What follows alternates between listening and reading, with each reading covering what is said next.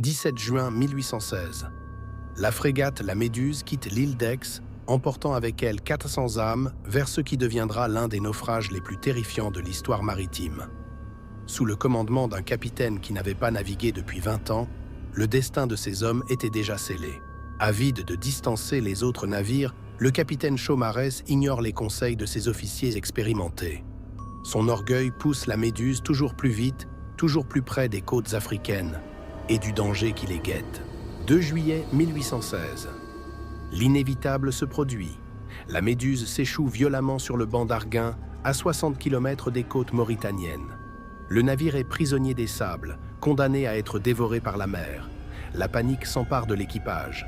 Face à l'insuffisance des canaux de sauvetage, un radeau de fortune est construit à la hâte. 20 mètres sur 7. Des poutres et des planches assemblées par des cordages. Une structure précaire destinée à porter 150 personnes. Un engin que l'on surnommera bientôt la machine. Le 5 juillet, le chaos règne.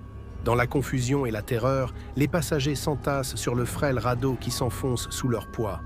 L'eau leur monte déjà jusqu'aux cuisses. Le capitaine et les officiers supérieurs, eux, prennent place dans les chaloupes. Puis vient la trahison. Les câbles reliant le radeau aux chaloupes sont coupés. Abandonnés en plein océan, les 150 naufragés sur leur plateforme à demi submergée réalisent avec horreur qu'ils ont été sacrifiés. Leurs cris de désespoir se perdent dans l'immensité marine. La première nuit, une tempête violente s'abat sur le radeau. Les vagues emportent une vingtaine d'hommes hurlant dans les ténèbres. Sans eau douce, sans nourriture, avec pour seule provision quelques barriques de vin, les survivants s'accrochent désespérément au cordage. À l'aube, les premiers rayons du soleil révèlent une vision d'horreur. Le radeau est jonché de corps. Les survivants, hagards, contemplent l'horizon vide. L'océan, impassible, les encercle jusqu'à l'infini. La soif commence à torturer chaque homme. La nuit du 8 juillet, la folie s'empare du radeau. Enivrés par le vin et la désespérance, des soldats se rebellent contre les officiers. Les lames brillant dans l'obscurité, le sang se mêle à l'eau salée. Au matin, il ne reste plus que 67 hommes sur le radeau. Le 10 juillet, la faim devient insupportable. Ce qui était impensable devient nécessité. Les cadavres ne sont plus jetés à la mer.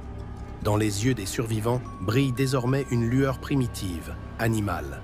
L'homme redevient loup pour l'homme.